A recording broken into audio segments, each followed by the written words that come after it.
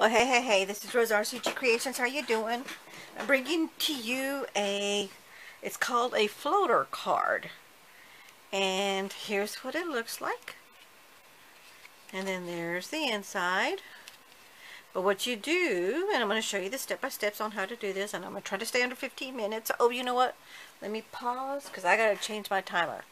Okay, hold on one second. Okay, I'm back. Alright, so what we do is, and you can do this with any size card you want, it's totally up to you, but this is the 4.5 by 5.5, I think that's what, the A2 size card. I'll put the dimensions and everything in the description along with the measurements and all. But what you do is you get a cardstock, card base. This is a card base, and you want it like a regular thickness, you know, like a 65, 100, whatever. It's up to you, whatever you want to do it.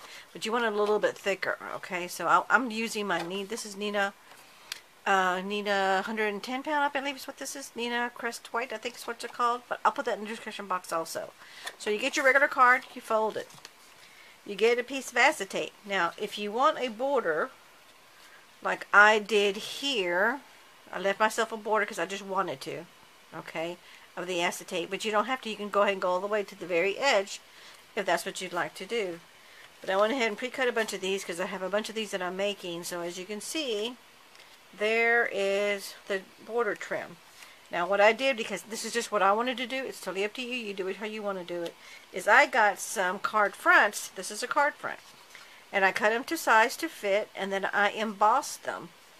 And I embossed them with this Spellbinders Impossibilities ES011. And what I did is, because I liked this version better than this version, I went ahead and made a whole bunch of these, and you'll see that because I'm going to show you the other cards that I made. All you got to do is fold it over, and you could do, and then that embosses and debosses. And then if you want to do it the other way, that ebosses and debosses, because you can see the raised edges right there. And then there's the indented edges. So I'm going to show you right here. Here are the exact same two cards as this one right here. It kind of looks like little buttons. Okay, so that's the deboss because the impression is deep inside. And this is the emboss where the impressions are up. They're raised. Okay, so there are the two. I'm going to move this a little slowly so you can see that. Okay. Then you just run it through your embossing machine and all that. I'm not going to go for the sake of the time of the video. But if anybody wants to know exactly how to do these steps, just put your comment and I will get with you. And I'll get with you one-on-one.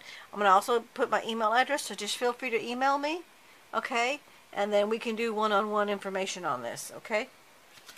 So then what you do is you get any strips of any size and colors, any size and whatever color you want to do it. I go by theme because that's just the way I roll. And so you cut them as thin or as thick. And as you can see, this one's a little bit crooked. But you know what? I'm okay with that because, you know, sometimes when you're measuring, when you're cutting and you're trimmer, it's off a little bit. But most of them are pretty accurate as far as the width all the way from one end to the other. And then you cut them all in whatever strips. And then you space them however you want to space it. Because when you're spacing them, that's what makes it look like this card is floating on top of the other card. Okay, so this is actually the card front, and this is the card front, and then this right here is the card base. That's the terminology if anybody's interested. So what I did is, here's my acetate. You get some wet adhesive, and then you put it on here, and you line it up however you want to line it up. Okay, and then once you're totally done, you let that dry for just a few seconds. Then you add your double-sided foam tape. Okay? And then, if you want to do, like I did here, I'm going to show you one. Make sure I got the right one. Okay, yeah. Here is the embossed side. And see, what I'll do was use my blender brushes. And I got some white ink. And I inked it over because I wanted a different look. And here's the exact same thing that's not inked. See the difference? So you can get two different effects with the one card. It's totally up to you how you want to do it. But I wanted just to give you an example of that. And here's one with a white card base, and here's one without it. And because I've got two cards here, I've only got one piece of acetate. Okay. So what I'm going to do, here is my ATG gun. So I'm going to go ahead and add my card front. I'm going to go ahead and do it on the white.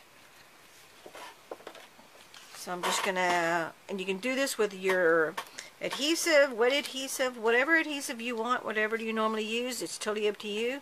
You just want to put this, and make sure you go to the very edges when you do this on a card front, because you want the very edges to adhere and not buckle up on you. Because sometimes it will do that, especially when someone opens and closes your card a lot. Because some people like to do that. And then add an extra reinforcement of adhesive. I like to do this whenever I do all embossing, just for the extra measurement of knowing that it's sealed on there pretty good. Now you want to eyeball this to make it even. So I'm holding this flat because I've already folded and scored the card, so it's in the half flat. And I'm just kind of eyeballing this to make sure the top and the sides are pretty much even. And then we're good to go. I'm going to crook it a little bit here. But you know what? I'm okay. But if I wanted to, I can just take this off because I didn't put a whole lot of pressure on it. This is one good thing about the ATG gun, which is this advanced tape glider adhesive by Scotch, that you can do that with. Other tape runners you can't do that with. So be familiar with whatever adhesive that you're using. And if it's wet glue, you of course can move it. Okay, let me give myself enough space on the top and the bottom. Enough space on the edge here. I want to even that out a little bit. Okay, good. Now I'm there. And for me, I just like to always double enforce it. I'm going to use my bone folder and make sure that the adhesive sticks to the card base. Okay, and then what you do is you get your little strips of paper and then you just line them up with your wet adhesive. Let it dry, then you put your double-sided foam. But since that's already been done here, I'm just doing this to save time. Now I'm just going to take my backing off of each one of the strips of adhesive. And sometimes you have to do it in layers. And I will put a link in the description box of all the tools that I use and the supplies that I use, so everybody has it all. Oops. I like this really thin. I think this is 1/8 inch thickness of the width of the double-sided foam, because it's just enough without adding too much bulk, because you can always get the bigger ones where it's wider, but that's too, for a project like this, that's too much. All you need is these real thin. So I use these strips, double-sided foam, for my shaker cards. Okay, so that's on there. And then do you want to do it this way or do you want to do it this way? It's totally up to you. And I'm actually going to go, this is kind of like the ombre effect color look, from light to dark. And I want to just line it up. I'm going to measure without touching. I don't want to touch my card because I don't want to get stuck, so I'll make sure I got the top there length right. Okay, so I want to put it right over here. And again, I'm going to eyeball this. And I'm not touching it yet because I don't want it to be totally stuck in case I have to maneuver this. And you can see I'm off a little bit over here. So I'm just going to pick this up. Let's see if I can pick it up. Yep, I can do that.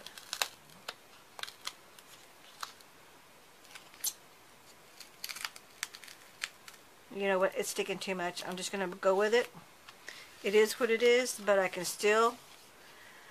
I'm actually okay here. It's just a little bit thicker on the top here, and it's just a little bit close right here. But you know what? I'm okay with that. Next time, pay a little bit more patience with it. I'm just trying to rush because of the video. I got 5 minutes left. Less than 5 minutes left. Okay, so that's my accent piece. And then here are these little white flowers. You can see there's white. And all I did was get some distress spray ink. And I sprayed them in my splatter box. My homemade splatter box. And then I got this Nauvoo Sparkle. Let me get my specs so I can read what I'm doing here. This is called the Nauvoo Sparkle Spray, and this Sparkle Spray, and this is called Amethyst Shimmer. But I'm going to show you. Isn't that pretty? And then here, I did some the distress one, and I did some little lines to make it look like the little feathery lines of the flowers. And then here I just did a little sprinkle, and I just did it with my brush, and I just have a regular, I just used a regular brush. It's just a Dogando liner brush, number 2, and I like it, and I just dipped it in there, and then I inked it on just to give myself a little bit of sparkle without adding too much. So, let me get this out of the way. I want to try to hurry up and get this message on here. So I'm just going to get my wet glue. And this one I do want to do with wet glue because these are little flowers. And I'm just going to put this right here. Press that down. And here's my messages that I already pre-cut. And I'll show you in just a minute the stamp set that I use for all of that. And we're going to do laugh more. Laugh more, worry less. And you put them however you want. This is, remember, you're the card designer, and you're making your creation, which is another fun way. And I'm going to do this kind of funky. I'm going to do it that way. And then I'm going to angle this one also, just because I can. And let's angle this also here. And then let's add this little shiny one. I'm just putting some little dots here, just so it adheres. And I'm going to put this over on this side. Yep, I like that there. Okay. Put that over there.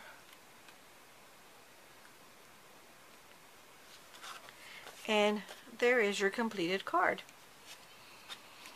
Okay, I got 2 minutes and 48 seconds left. So the card is finished.